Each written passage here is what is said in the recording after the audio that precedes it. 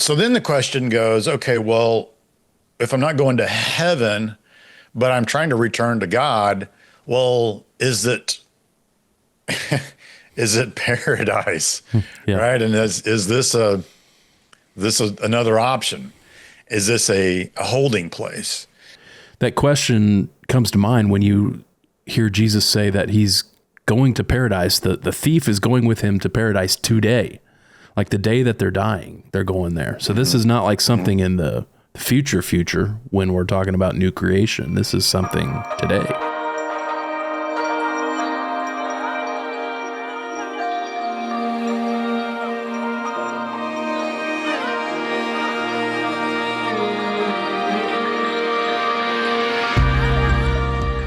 Welcome back to the Theology podcast.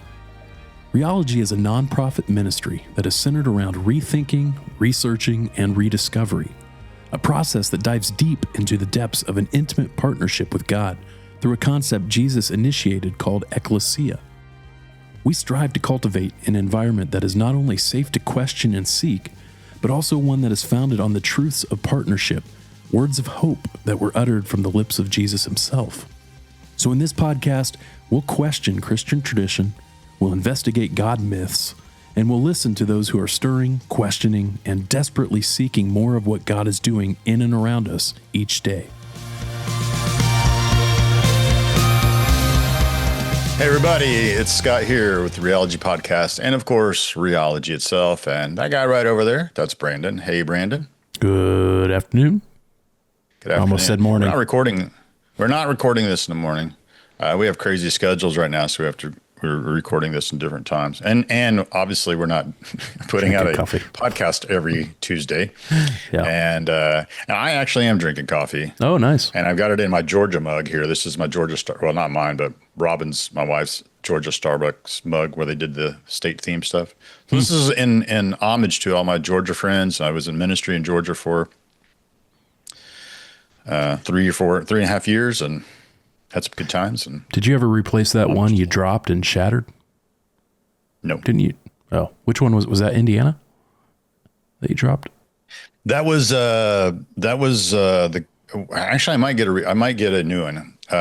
Cause my college buddies were getting together in a month.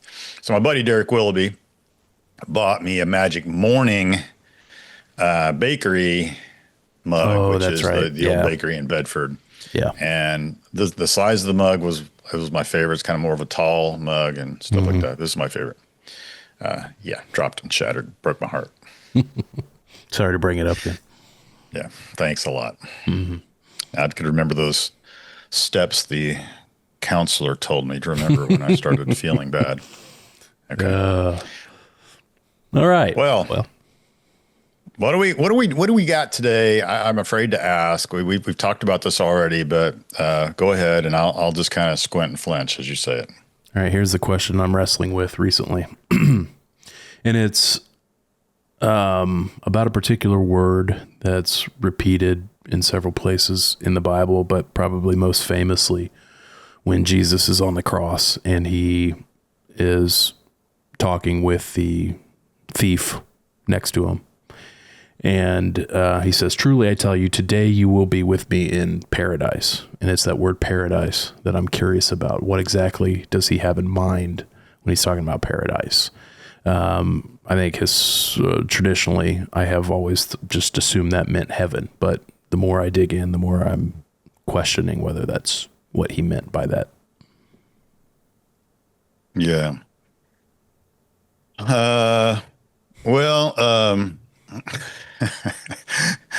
Yeah, it's a. So let's say this first for anybody who this may be their first entry into this podcast. Let's make sure we make this disclaimer before we really go any further. Because as you and I have said many times in this podcast that, Christianity has been influenced by a lot of outside influencers and culture. And so far what we have right now in the 21st century is a little bit of a hodgepodge of really probably what they had in the first century or the second century, or maybe even into the third century. We know for a fact in those first couple of hundred years of the early ecclesia, this early movement of Christianity, there was a serious effort on trying to make sure the message was pure. And so there were people that literally, one of their biggest jobs that they kind of went for and was drawn to was to make sure that even other teachers of Christianity, they would basically try to keep them in check. And then we've said it before, like one of the biggest hurdles that the apostles even, through the book of Acts and stuff, what was one of the biggest things they dealt with? And what they dealt with was false teachers. Yeah. So this is not, we can't blame this on, the medieval era. We can't blame it on Constantine. We can blame a lot of things on Constantine. Can't completely blame it on Constantine because this stuff has been happening. And it's just kind of human nature. And it's just the way it is. I mean, back in youth group, we used to play the telephone game, right? Where we would have everybody sit in a big line or in a big circle, and you would tell one person one thing, and they would have to whisper it to the next person, and whisper, and it comes all the way around. And what ends up happening is it's nothing like what the original phrase was.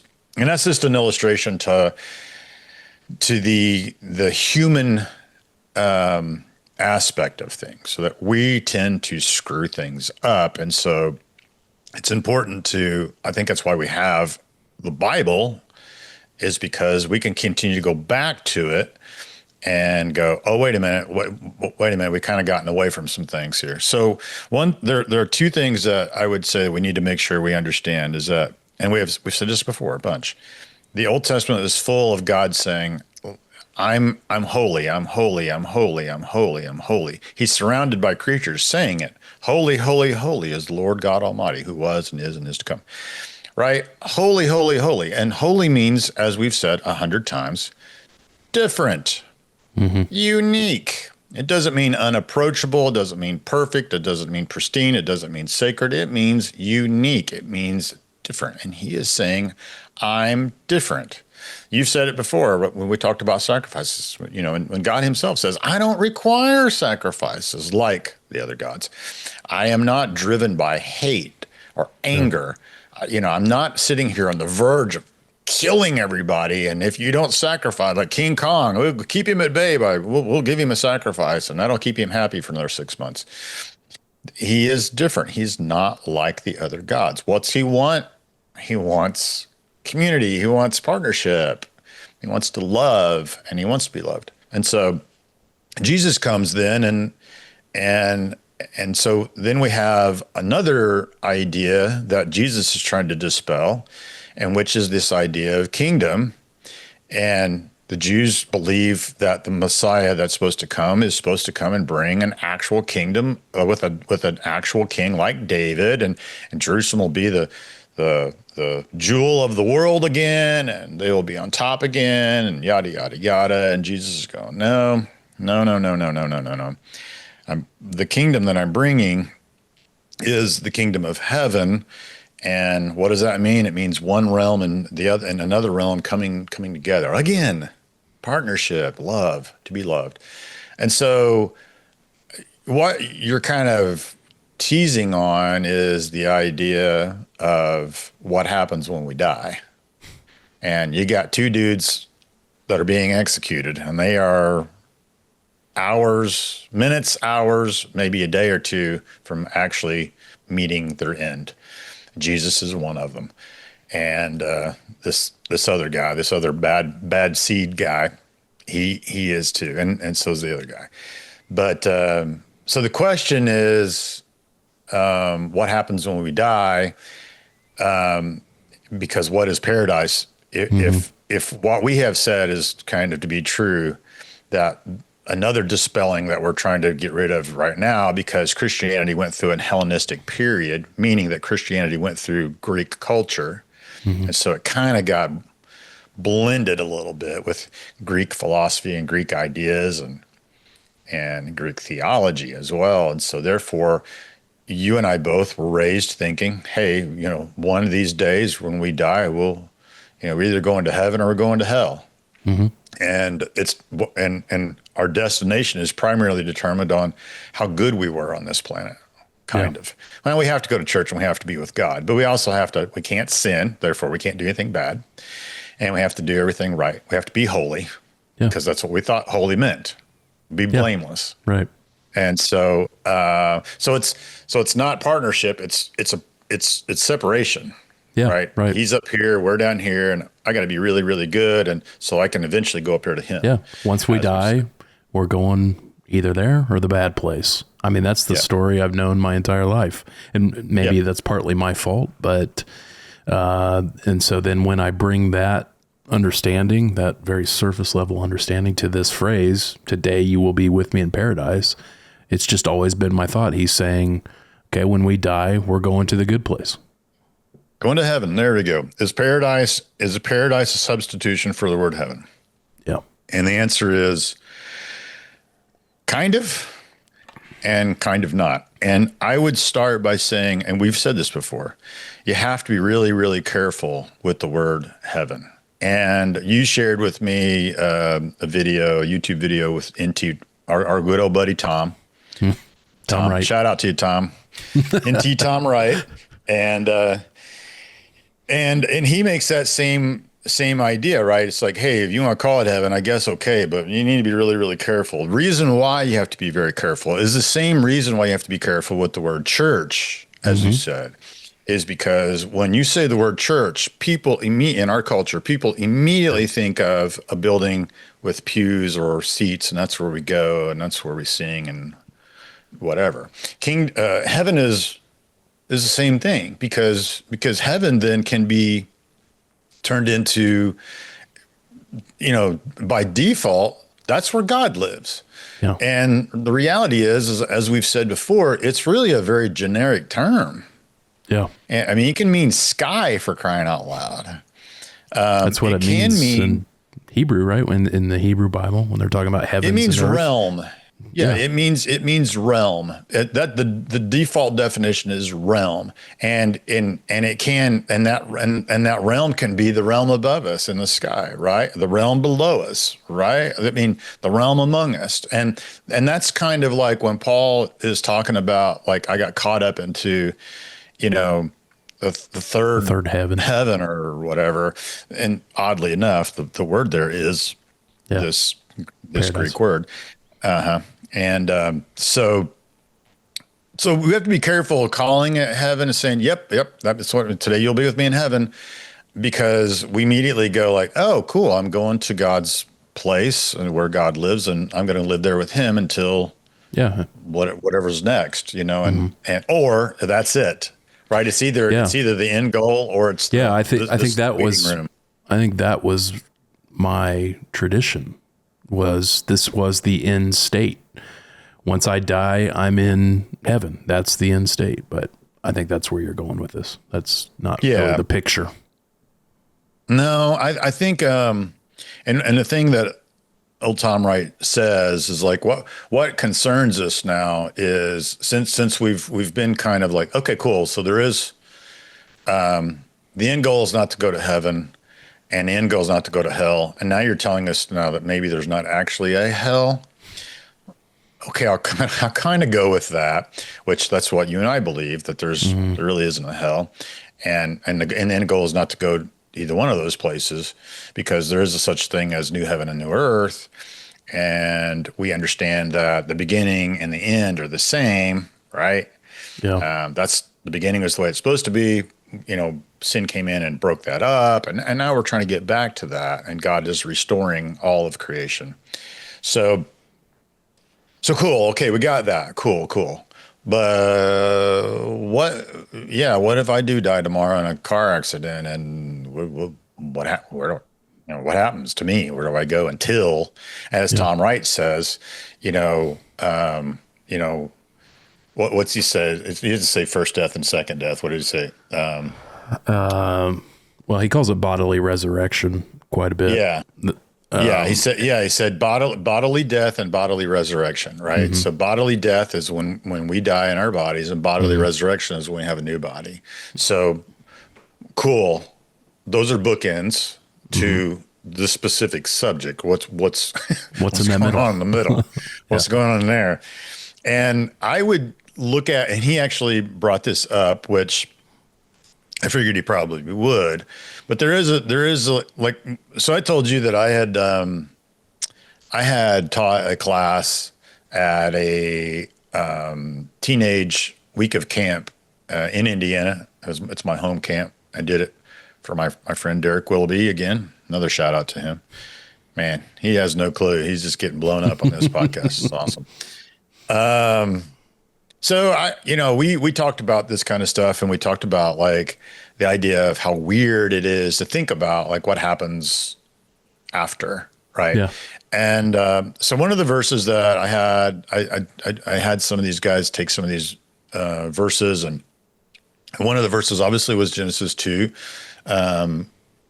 which Tom Wright talks about, which is God forming man out of the dirt, right? And then he blew into his nostrils the breath of life, and we know that is ruach in the Hebrew, and I'm not going to go all Hebrew here. I don't want to spit phlegm of coffee on my microphone, but Just means it's spirit. ruach, Right?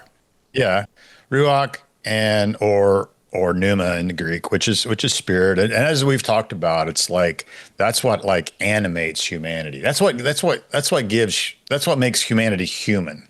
Yeah. Right? Is God breathing in his very own spirit into us to give us a spirit that's and what Tom Wright talks about, which I think is really cool, is like those two things now are forever connected. Yeah. Even if I don't believe in God, it doesn't matter, because I am only a human being because God animated me. Yeah. So I have like God DNA in me, which is really cool to think about, regardless whether I believe in him or not. That ties us together.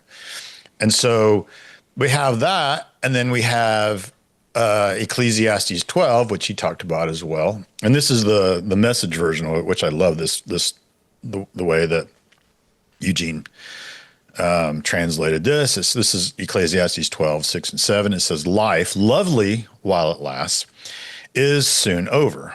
Life as we know it, precious and beautiful, ends. The body is put back into the same ground it came from. It returns to where it came from. And then the spirit returns to where it came from, God who first breathed it. And so right there is, and Tom Wright said it, is like that's a really good illustration and understanding of creation and decreation, right? In the decreation process, your body goes back to where it came from, and what animates that body to make it human, to make it truly human, is the spirit that God put into you and a part of himself to make you now returns to him. And so so some people, as Tom Wright said, some people might look at that and go, hey, well, there it is, man. We go to heaven. Mm-hmm. We go to heaven. Our souls go to heaven. Right. Our souls go to heaven. And he talks about the word soul as well, because, and I said that too in this class. Let's be very, very careful here, because, when you see the word soul in the Old Testament, Nefesh. it's nephesh. Yeah. It's nephesh. And so that means the whole body. It's almost like thinking of like the Titanic, and I think we've talked about this before, but the Titanic sinking, and the news flash would be Titanic sunk in the, Atlantic, and over 1,200 souls were lost. That's the idea we're talking about. Not 1,200 spirits were lost. Yeah. Whole human being. Not disembodied versions of ourselves, just our whole being. Yeah. Right. So when we say like neshama, which is spirit, and we look at that's if I think we get those confused, right? Yeah, we right. call the spirit our soul, and then that's okay. That's okay to say that as long as we mean the same thing.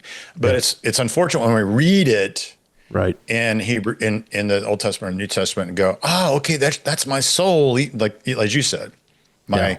my soul that's leaving my body. No, that is so that's your whole thing. That's everything. Your heart, your mind, everything, right? Your spirit as well. So then the question goes, okay, well, if I'm not going to heaven, but I'm trying to return to God, well, is it paradise, Yeah. right? And is this another option? Is this a holding place? Yeah. And Because I mean, that question comes to mind when you hear Jesus say that he's going to paradise. The thief is going with him to paradise today. Like the day that they're dying, they're going there. So this is not like something in the future when we're talking about new creation. This is something today in Jesus's mind. yeah, this is not the end goal. This is not what Jesus is talking about, or what we will come to know as new heaven and new earth, and complete, total completion, right? Or returning back to the beginning. And the beginning that we're saying is the picture that we see in Eden. Oddly enough, though, I didn't watch the rest. Just you tell me if good old Tom mentioned this or not. But oddly enough, the Greek word for paradise here actually means Garden. garden. Yeah. And then a lot of times it's referenced. Did he? Yeah. He did. Okay. And a lot of times yeah, go ahead. Tim Mackey also has a whole sermon. I think I've sent you this sermon in the past because it was also one of the most impactful sermons I've ever heard, where it's all about the word paradise and how it's a callback to Genesis 2 and the garden. Same word, very same word. Right. Yes. Yes. And a lot of times, the word paradise for the Greek or the Hebrew as well would be literally translated as the Garden of the King. Yeah. So there's a lot of wordplay going on here, right? Jesus being brilliant, basically. Mm-hmm. I'm not sure it's like super literal, like, hey, God's created this holding cell. Mm-hmm. It's nice. It's not a cell. It doesn't have bars and concrete block and stuff like that. It's nice. It's a garden actually, and you're going to stay there for a little bit until we have everything right. I don't personally believe that this should be taken literally, and I'll tell you why. Because it's also well known that in this culture, they already thought of paradise as like another like level of Sheol. And we've talked about that. Mm-hmm. Right. And so therefore, again, we've got a little bit of a folklore thing, a cultural folklore thing going on that like, okay, well, when we die, we go to Sheol. Everybody understands that. That's common knowledge. Whether that's actually true or not, I don't know. But in their culture, that's what they thought. Just like today, if someone dies, like, well, they're in a better place. We say those kinds of things. And we don't really know that or not or whatever. It primarily is just something that helps us move forward. Mm-hmm. And that's cool. That's fine. Same thing here. So Jesus is using an interesting word to describe what's getting ready to happen, or whether it's just a symbolic way of Jesus saying, what we have come to understand as the actual main thing that we should be thinking of. It isn't on, well, where do we go when we die? I know that we're super curious about that. I am too.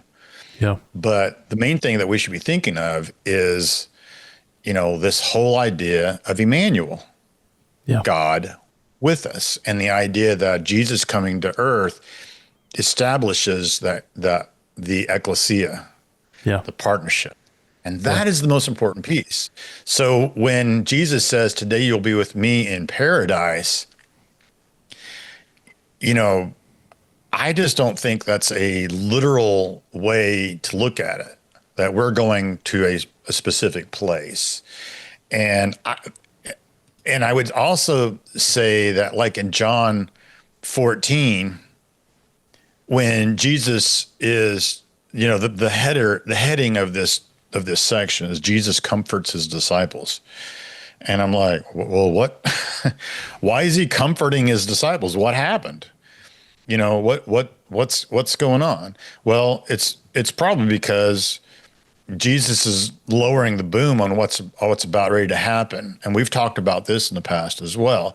But this is when Jesus says, don't let your hearts be troubled, because if you believe in God, you believe also in me. My Father's house has many rooms, and I'm going there to prepare a place for you, right? And so that I will come back and I'll take you to be with me, that you also be where I am. Yeah. And again, another idea of, is this literal? Yeah. Because this sounds very similar. Today you will be with me in paradise. I'm going somewhere, and you're going to come too. It's the same kind of idea. I don't think we're going somewhere. I don't think was it Audio Adrenaline? I don't think they did us any favor with that song. Was that My Father's House? Playing football there. Yeah, we're going to play football. Streets of gold, pearly gates.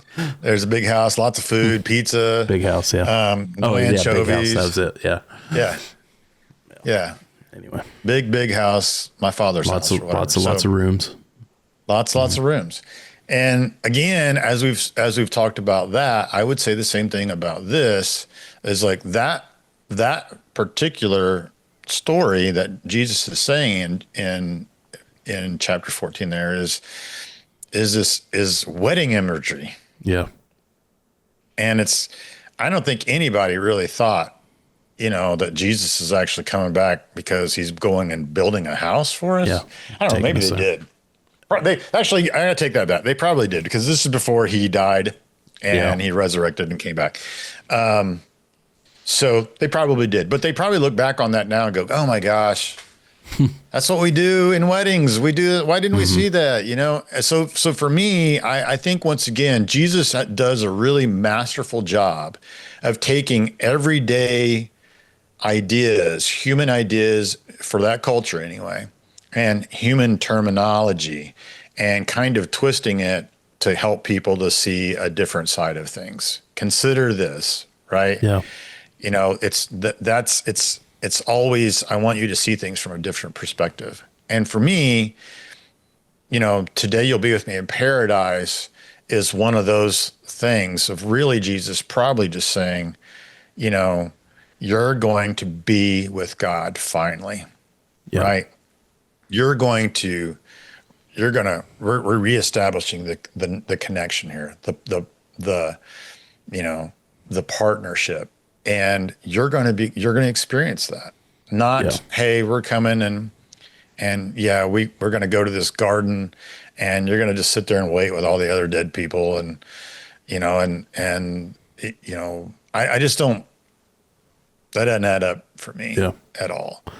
I think it's nice imagery. Again, I'm thinking, I didn't live, 2,000 years ago. But from what I've read and what I've listened to and been taught, this culture is not unlike our culture. And it's humanity then, it's humanity now. And like I said, when someone dies here, typically, they would, I mean, dude, I have tons of friends and people on Facebook, and they'll say, happy heavenly birthday to my grandma. Yeah. That is heaven is a catch-all for us. That's where God lives. That's where we'll go when we die. That's, that's the good place. It's made of gold. There's no crying. There's no weeping. That's our eternal reward, right? That's what we get. And, we've already talked a whole lot that's not what's going on here. This is not the story. It's almost like, I don't know what the motivations were, but maybe just in the interest of distilling down the message enough to make it stick in people's minds, it just boiled down to that. Because to your earlier point, it's not entirely wrong, I don't think, to call this heaven, but it's not entirely right either. It's just like a very simplified way to look at it. But when you start to really dig into the way that the biblical authors were thinking about this, it becomes pretty clear pretty quickly that they had a much more complex view of what was going on, and that you actually have to do some digging to figure it out. And people don't even have it figured out. It's just there's some mystery to it, as there are with a lot of things in the Bible. I think Tom. Oh yeah. I think he sums it up by kind of saying something to the effect of, that time, the interim gap between your bodily death and your bodily resurrection. All we can say for certain is that the spirit that was in you, that animated your body during your life on earth, sustains you in Christ, whatever that means, until the day Christ returns and you are bodily resurrected into new creation, which is the end goal. Yeah. I think whatever that means. Whatever that means. Yeah. And I like, what does that look like? I mean, for me, my mind really gets stuck on what he said about like the whole idea of like, he didn't use the word DNA, but it's what it is. It's like God's fingerprint is all on us. Yeah. Right. And so his spirit has made our spirit, and in much the same way that he made Jesus. Yeah. Because it's the same concept, right? It's basically the same concept. God is DNA, and he is in us, right? From when we're created as humanity overall. He is in us because he's the creator and we're the created.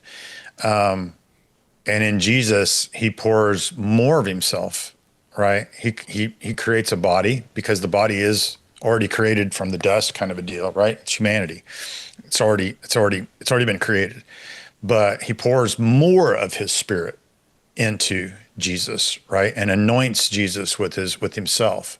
And so therefore Jesus is, as we've said, is, fully human and fully God, right? He's God in skin. He's both. Yeah. So he's our brother. He's also our Messiah, and he's also our King, and God. So for me, the spirit, when we die, our body going back to where it goes, we get that, right? We're not going to have a body walking around somewhere. And our spirit isn't inanimate. It's not like it's a ghost. Maybe a ghost or some sort of like, full figured vapor evaporation, as Dan Aykroyd says in Ghostbusters. It is actually connected with God. And so therefore, it doesn't die because God's DNA is in it. Right. So it can't die. And so it is with God. And for me, like what kind of, a whole nother story is like consciousness and all that kind of stuff. Are you aware of stuff? I don't know. Nobody knows. Yeah. Not even good old Tom probably knows that. May have like an idea, but the point is that God is with you, and because our very spirit has God's DNA in it already, and therefore, it is connected. Yeah. All humanity, when they die, is still connected to God somehow. And as you say, that spirit lives on until new heaven and new earth is put into full motion, and new Eden is done, and that partnership comes back together. And also, like when he talks about the Holy Spirit, then, so God's put his spirit into us to create humanity, to create our spirit. So we have a spirit now, but it's made up from his, right? Yeah. He took DNA of frogs and spliced with our DNA, and all of a sudden we're dinosaurs now. Here we are. So he's used a little bit of his DNA to create our DNA. And then he uses his full-on spirit and pours it into Jesus. And then he takes his full-on spirit and pours it into us. So that is different. Mm-hmm. That is different. That is something that basically connects us fully to the ecclesia, so that, when it's time for bodily resurrection, Those who have been fully connected to the ecclesia, to the partnership, now they have a new purpose and a new DNA and a new identity. They get to participate in new creation. They're part of they already are part of the partnership. So when Jesus says, okay, cool, well, here's what we're going to do is we're going to resurrect bodies and you get a new body. And we've instituted new heaven and new earth, and which, by the way, live together, because that's what this is. But those who have been marked by the presence of God's Spirit in them, they are the ones that, have new identity, and the ones that don't, as I've said before, they have no identity. Yeah. So that's a big deal. I don't know why this came to mind, but I think it was another thing that Tom says in that presentation. But because I think one of the other things you can get caught up on is if you buy that there is going to be an interim gap of time, which I think is well established between your bodily death and bodily resurrection, then your next question is going to be, well, how long am I going to be in this state of being that nobody really can explain? And I think he talks about, well, God exists outside of time to begin with. So if we are going to be, in a state of being, I think he describes it as being hidden in the Messiah during this interim period of time, it could be snap of a finger for all we know, because it's at that point, it's outside of space and time as we know here on Earth. Yep. I've always kind of thought of the idea of falling asleep, right? You can fall asleep. There's been several times where you fell asleep and your alarm goes off and you're like, oh my gosh, I feel like I just went to sleep. And yes, we know for a fact in God's realm, time does not work like it does here. 1,000 years is like one day, and one day is like 1,000 years. So my thoughts have always been that once I die and my spirit enters into this holding pattern with God, because it's connected with God's spirit, like time just flashes by. Yeah. And it's like I fall asleep dead and I wake up new. Yeah. And I think the idea of my relatives, floating above me and watching down on me, looking and smiling on what I'm doing. And some people think, well, a cardinal is a sign of a loved one's spirit coming and saying hello to you. And all those things are, in my opinion, I'm not an expert, obviously, but they seem to be coping mechanisms. Yeah, that's what I was going to say. Yep. I think that's right. And is there anything wrong with that? Absolutely not. But if you're hanging your theological hat on those things, you could be in trouble. Yeah. Because I don't think that's what's going on. But to me, yes, I look at it and go, I'm probably going to die, and then I'm probably going to instantly wake up with a new body, because Jesus has come and said, it's done. We're done. Go time. It's go time. From the whole Rheology team, we hope these podcasts are encouraging and educational. Rheology exists for three main reasons: to reach, train, and equip those who want to go deeper with God in this partnership called ecclesia. If God has been stirring in your heart, where you are wondering if there's more than what you've been experiencing in today's 21st century Christianity, we'd love to connect with you, to hear your story and help you know that you are not alone. You can simply contact us via the website, rheologylife.com, or reach out via Instagram at rheology_life. Thanks, and we'll see you next time.